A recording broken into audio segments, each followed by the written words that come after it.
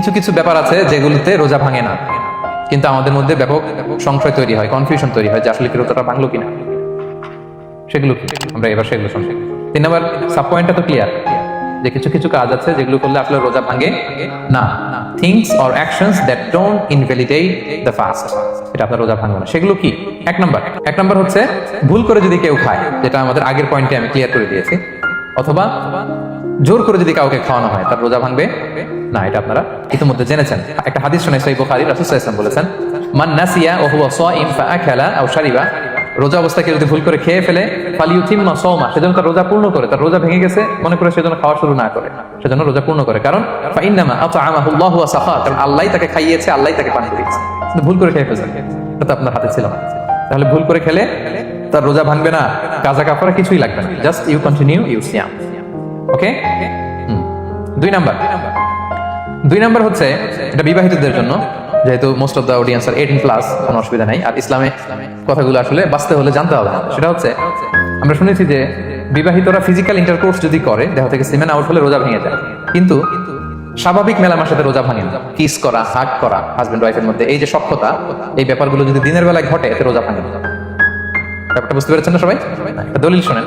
আমাদের আয়েশা রাদিয়াল্লাহু তাআলা আনহা বলেন, কানা নবী সাল্লাল্লাহু আলাইহি ওয়াসাল্লাম ইয়াকাব্বিলু ওয়া হুয়া সাইম, রমাদানের রোজা অবস্থায় তিনি আমাদেরকে কিস করতেন, ওয়া ইউবাশিরু, আমাদেরকে হাগ করতেন, ওয়া হুয়া সাইম, রোজা অবস্থায়। এতে রোজার কোনো সমস্যা হতো না, তবে এটা রিকমেন্ডেড না। স্বামী স্ত্রীর একান্ত মেলামেশা দিনের বেলা রিকমেন্ডেড না, কারণ এটা থেকে সে সেক্সুয়ালি এক্সাইটমেন্টের দিকে চলে যেতে পারে। ফলে ভুল করে সে এমন কাজ করে ফেলতে পারে যেটাতে তার রোজাটাই ভেঙে যাবে। আর ইচ্ছা করে রোজা ভাঙলে কি করতে হয়? কাজাও কাফারাও, খবর আছে না? সেজন্য এটা খেয়াল রাখতে হবে। 3 নাম্বার, এটাকে আরবিতে বলে আল ইহতিলাম, ওয়েট ড্রিম, বাংলায় বলে স্বপ্ন দোষ। ঘুমের মধ্যে এমন কিছু দেখলেন ফলে আপনার সিমেন আউট হলো, আপনার রোজা ভাঙবে না, কারণ এটা কি ইচ্ছা করে করছেন আপনি? এটা কার হাতে? আল্লাহ। এতে রোজা ভাঙে না, শুধু আপনি ঘুম থেকে উঠে ফরজ গোসলটা করে নিলেই হবে। প্রিয় ভাইরা, মুসলিম কমিউনিটির ভাইরা, কথা কি বুঝতে পারতেছেন? আচ্ছা। 4 নাম্বার হচ্ছে ব্লাড টেস্ট। অনেকে বলে যে হুজুর ব্লাড টেস্ট করা যাবে কিনা রমাদানে? ব্লাড টেস্ট করা যাবে। ব্লাড টেস্ট করলে রোজা ভাঙে না, এটা খুবই জরুরি একটা মাসালা, প্রায় আমাদের লাগে। 1-2 সিরিঞ্জ ব্লাড নিলে ভাঙে না, তবে যদি অনেক বেশি অ্যামাউন্টের ব্লাড নেয়, এতে যদি আপনি ক্লান্ত হয়ে পড়েন, সেক্ষেত্রে আপনি রোজা ভাঙতে পারবেন, পরে কাজা করলে হবে। 5 নাম্বার হচ্ছে অনিচ্ছাকৃত বমি। এটা আমি আগেও ক্লিয়ার করেছি যে ইচ্ছাকৃত বমি করলে রোজা ভাঙে, কিন্তু অনিচ্ছাকৃত যদি বমি চলে আসছে, ভমিটিং হচ্ছে, আমার রোজা ভাঙবে না। 6 নম্বরে নোজ ব্লিডিং, নাক দিয়ে অনেকে রক্ত পড়ে না, নাক দিয়ে রক্ত ঝরলে মানুষের রোজা ভাঙে, আনলে যদি অনেক বেশি অ্যামাউন্টের হয়, আপনি ক্লান্ত হয়ে পড়েন, তখন আপনি রোজা ভাঙতে পারবেন। 7 নাম্বার, রোজা রেখে দাঁত ফেলতে পারবো কিনা? জি, রোজা রেখে আপনি আপনার দাঁতকে রিমুভ করতে পারবেন, খুব বেশি যাতে রক্ত বের না হয় সেটা আপনি খেয়াল রাখবেন। দাঁত ফেললে যে রক্ত বের হয় এতে রোজা ভাঙে না। 8 নম্বর পয়েন্টটা খুবই গুরুত্বপূর্ণ, এটা খেয়াল করে শুনতে হবে, কান দুইটা খরগোশের কানের মতো খাড়া করে শুনেন, খুব মনোযোগ দিয়ে। 8 নম্বরটা হচ্ছে ইনজেকশন। রোজা রেখে ইনজেকশন দেওয়া যাবে কিনা? কিছু কিছু ইনজেকশন দেওয়া যাবে, কিছু কিছু দেওয়া যাবে না। কোনগুলো দেওয়া যাবে না? এনার্জেটিক ইনজেকশন দেওয়া যাবে না, যে ইনজেকশনে ফুড সাপ্লিমেন্টারি আছে, যেটার মধ্যে নিউট্রিশন ভ্যালু আছে, এই ইনজেকশন গুলো দেওয়া যাবে না। এমন ইনজেকশন আছে যেটা দিলে 7 দিন আপনার আর খাওয়া লাগবে না, একেবারে তরতে যাবে, এরকম ইনজেকশন দেওয়া যাবে। তো আপনি সিস্টেম করে খাইলেন, কেমন জানো, তাই না? আপনি অন্য ওয়েতে দেহে এনার্জি ইনপুট করলেন, এটা করলে রোজা ভেঙে যাবে। তাহলে food supplementary injection, nutrition value আছে এরকম injection, energetic injection, energy boost up করে এরকম ইনজেকশন দিলে রোজা ভেঙে যায়, এগুলো দেওয়া যাবে না।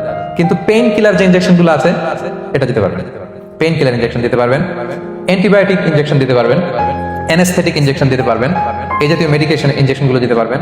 কোভিডের যে ইনজেকশন এগুলো আপনি দিতে পারবেন, এগুলোতে রোজা ভাঙে না, কারণ এগুলোতে আপনার স্টোমাকে কিছু পৌঁছেও না, আপনাকে শক্তিবর্ধক কিছু দেহে প্রবেশ করাচ্ছে না, আপনার এনার্জিও বাড়ে না, আপনার এনার্জি বাড়ে না, আপনার নিউট্রিশন ভ্যালু অ্যাড হয় না, আপনার স্টোমাকে কিছু পৌঁছে না, এই জাতীয় সব ইনজেকশন দেওয়া যায়। ইনজেকশনের পয়েন্টটা ক্লিয়ার? 9 নম্বরে কিছু কমন ব্যাপার আছে, এই কমন জিনিসগুলো আমাদের মনের মধ্যে প্রায় প্রশ্ন জাগে যে এগুলো করা যাবে কি যাবে না, এগুলো ক্লিয়ার করি। এর মধ্যে 1 নম্বর হচ্ছে টুথপেস্ট। রোজা রেখে টুথপেস্ট দিয়ে ব্রাশ করা যাবে কিনা? বলেন, যাবে কি যাবে না? যাবে, কে হাত তুলুন তো দেখি। হ্যাঁ, মাত্র 1 জন, 2 জন, 3 জন, 4 জন, 5 জন, 6 জন, দল ভারী হচ্ছে আস্তে আস্তে। হ্যাঁ, টুথপেস্ট দিয়ে ব্রাশ করা যাবে কি যাবে না? যাবে মাত্র 5 জন। আর যাবে না কয়জন দেখি? যাবে না, অনেকে যাবে না, অনেকে হাত তুলে নেই, কোন জায়গায় হাত তুলে কোন বিপদে পড়ি, চুপচাপ দেখি যে কোনটা জিতে। যাবে না? যাবেন আর দল ভারী না? যাবে? এই সুন্দর বলছে, যাবে কিন্তু না করাই ভালো। হ্যাঁ, যাবে। টুথপেস্ট দিয়ে ব্রাশ করলে রোজা ভাঙে না, তবে যদি খুব স্ট্রং টুথপেস্ট হয় এগুলো ব্যবহার না করা ভালো। দিনের বেলায় মেসওয়াক করা ভালো। হ্যাঁ, মেসওয়াক করলে ওইটা সবচেয়ে সেফ। তবে যদি আপনি টুথপেস্ট দিয়ে ব্রাশ করেন আপনার রোজা ভাঙবে না ইনশাআল্লাহ। কেউ কেউ মাকরু বলেছেন, কিন্তু আপনার রোজা ভাঙবে না। মাউথ ওয়াশ সেম, যাবে কিন্তু রেকমেন্ডেড না। হ্যাঁ, গার্গল করতে গেলে আবার ভিতরে চলে যাবে। সিম্পলি কুলি করা যাবে কিন্তু আপনার রোজা ভাঙবে না। কিন্তু দিনের বেলায় আমরা টুথপেস্ট মাউথ ওয়াশ এগুলো ইউজ না করে কোনটা সাজেস্ট করি? কোনটা? মেসওয়াক করেন তো আপনারা? রাসূল সাল্লাল্লাহু আলাইহি ওয়াসাল্লাম বলেছেন, আমার উম্মতের জন্য যদি কষ্ট না হয়ে যেত আমি প্রত্যেক নামাজের আগে মেসওয়াক করা ফরজ করে দিয়ে দিতাম। কষ্ট হয়ে যাবে, পকেট নিয়ে নিয়ে মেসওয়াক করতে হবে। এবং রাসূল সাল্লাল্লাহু আলাইহি ওয়াসাল্লাম মৃত্যুর আগে ওনার হাতে যে জিনিসটা রেখে উনি শেষ নিঃশ্বাস ত্যাগ করেছেন সেটা হচ্ছে মেসওয়াক। উনি অত্যন্ত অসুস্থ, প্রচন্ড জ্বরে কাতরাচ্ছেন, তখন দেখলেন যে ওনার শ্যালক আব্দুর রহমান রাদিয়াল্লাহু তাআলা উনি মেসওয়াক করতেছেন। তো উনি ফেল করে তাকায় আছেন, বলতে পারতেছেন না আমাকে। তাও আম্মা জান আয়েশা বুঝতে পারলেন যে রাসূল মনে হয় চাচ্ছেন। উনি এটা নিয়ে এসে নিজে চাবালেন। রাসূল সাল্লাল্লাহু আলাইহি ওয়াসাল্লাম চাবায় যে নরম করবেন এই শক্তিটাও গায়ে নাই। আম্মা জান নিজে চাবিয়ে রাসূল সাল্লাল্লাহু আলাইহি ওয়াসাল্লামের হাতে দিলেন, রাসূল সাল্লাল্লাহু আলাইহি ওয়াসাল্লাম মেসওয়াক করলেন। এই মেসওয়াক করার কিছুক্ষণ পরে তিনি ইন্তেকাল করলেন। আরবাউন মিন সুনানিল মুরসালিন, 4টা সুন্নাত, এটা সব নবীদের মধ্যে ছিল। এর মধ্যে একটা হচ্ছে আসওয়াক, মেসওয়াক। মেসওয়াক করবেন তো আপনারা? আচ্ছা। এরপর রোজা রেখে আতর দেয়া যাবে, কোনো সমস্যা নাই। পারফিউম দেয়া যাবে, সমস্যা নেই। আই ড্রপ দেয়া যাবে, চোখে ড্রপ দেয়া যাবে, আইলাইনার দেয়া যাবে, কাজল দেয়া যাবে, এগুলোতে রোজা ভাঙে না। এরপরে ডায়াবেটিক পেশেন্ট যারা আছে তারা ইনসুলিন দিতে পারবেন, এত রোজা ভাঙে না। এটা আমাদের লাগে না, আমাদের অনেক মুরব্বীদের দিতে হয়, আমাদের আব্বা আমাদের। তো এটা আপনারা জেনে গেলেন, ইনসুলিন দিলে রোজা ভাঙে না। এরপরে 10 নম্বর খুব মজার একটা পয়েন্ট, খাবারের যদি লবণ চেক করা হয় এতে রোজা ভাঙে না। তবে ঘরে আপনারা এটা ট্রাই করবেন না, এটা রেকমেন্ডেড না। এটা কখন রেকমেন্ডেড? এটা বড় শেফদের জন্য। লেটস সে রমাদানে 1000 লোকের বিরিয়ানি করা হবে, আল্লাহর বান্দারা রোজাদাররা খাবে, এটা লবণ বেশি হলে খাইতে পারবে? পারবেন। এজন্য যিনি শেফ, প্রধান বাবুর্চি, উনি লবণটা ট্রাই করতে পারবেন, করে সাথে সাথে কুলি করে ফেলবেন, ভিতরে তো কিছু গেল না, এতে রোজা ভাঙে না। তাই বলে প্রতিদিন ঘরের রান্নাতে আবার এটা করতে যায় না। ঘরে দুইজন, আপনি আপনার হাজব্যান্ড ওয়াইফ টোনাটুনি একটা হইলেই হয়ে যাবে, কি বলে?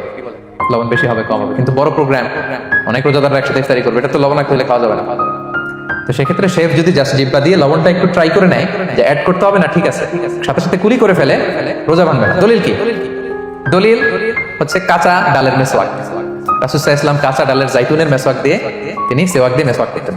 তো কাঁচা জাইতুনের আপনারা মেসওয়াক করছেন, এটা কিন্তু অনেক লবণাক্ত, সল্টি, এটার মধ্যে একটা ঝাঁঝালো ভাব আছে। তো এটা আপনার জিব্বায় লাগলে কি রোজা ভেঙে যায়? ভাঙে।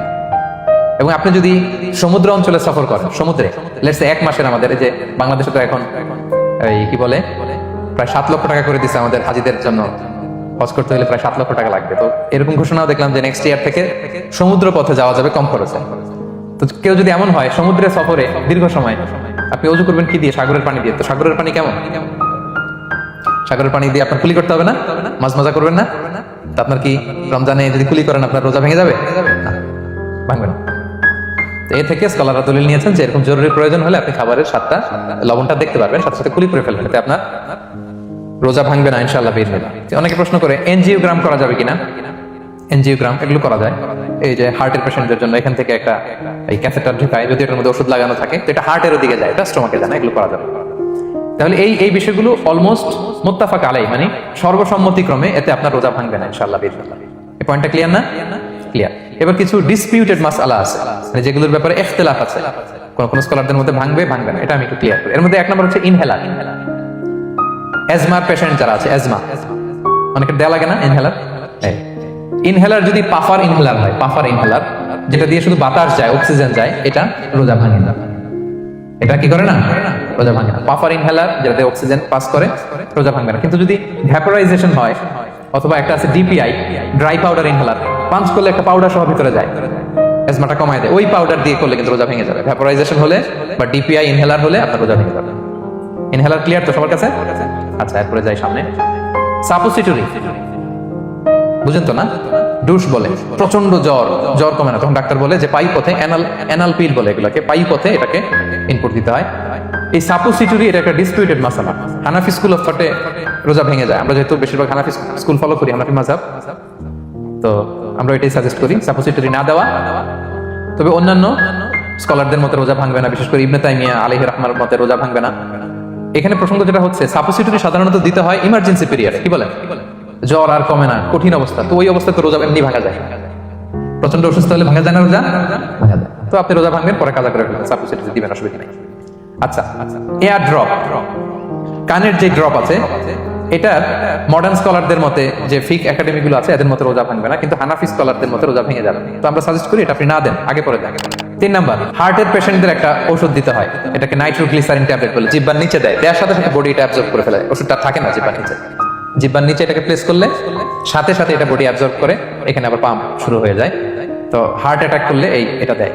আধুনিক যে ফিক একাডেমি গুলো আছে তাদের মতে রোজা ভাঙবে না, কিন্তু হানাফি স্কুল অফ থটে তাদের মতে যেহেতু সম্ভাবনা আছে কিছু চলে যেতে পারে, যদিও যায় না, হানাফি মাযহাব হচ্ছে খুব ইহতিয়াত অবলম্বন করে, অত্যন্ত বেশি সাবধানতা অবলম্বন করে। কিন্তু মডার্ন ফিক একাডেমি গুলো তাদের মতে হার্ট পেশেন্টদের জন্য নাইট্রোগ্লিসারিন ট্যাবলেট যদি জিহ্বার নিচে রাখেন রোজা ভাঙবে না।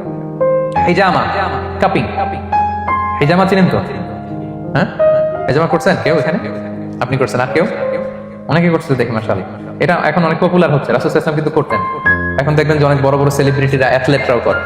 এরকম কাপিং এর টিউব আছে, পিঠে একটু কেটে ওটাকে লাগায় দেয়, আস্তে করে এই রক্তগুলো বের করে ফেলে, ব্যথা ট্যাথা, পেইন টেন এগুলো কমে যায়। এখন কিন্তু এটার অনেক প্রচলন বেড়েছে। হানাফি স্কুল অফ থটে হিজামাতে রোজা ভাঙে না, অন্যান্য স্কুল অফ থটে ভাঙে। তো হিজামা তো ইমার্জেন্সি কিছু না, আমার দিনের বেলায় কেন রমজান মাসে হিজামা করা লাগবে, আমি ইফতারের পরে হিজামা করলাম।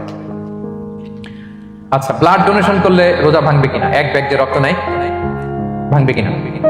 হ্যাঁ, হাম্বলি মাযহাব অনুযায়ী ভেঙে যায়, হানাফি মাযহাব অনুযায়ী ভাঙে না। আমরা হানাফি স্কুল ফলো করি, সো আপনি ব্লাড ডোনেট করতে পারবেন, ভাঙবে না। তবে অনেক ব্লাড ডোনেট করার কারণে যদি আপনি অসুস্থ হয়ে যান, দুর্বল, ওই অসুস্থতার কারণে আপনি ভাঙতে পারবেন। তবে এটা রেকমেন্ডেড, যদি ব্লাডের কারণে মুমূর্ষু রোগীর জীবন যায় অবস্থা, তখন অবশ্যই আপনি ব্লাড ডোনেশন করবেন, যাতে করে একজন মুমূর্ষু রোগী জীবন ফিরে পায়। তো এই পয়েন্টটা তো ক্লিয়ার না সবার? তো এই ছিল সম্মানিত সুধী কিছু মৌলিক বিষয় যেগুলো করলে আমাদের রোজা ভাঙে।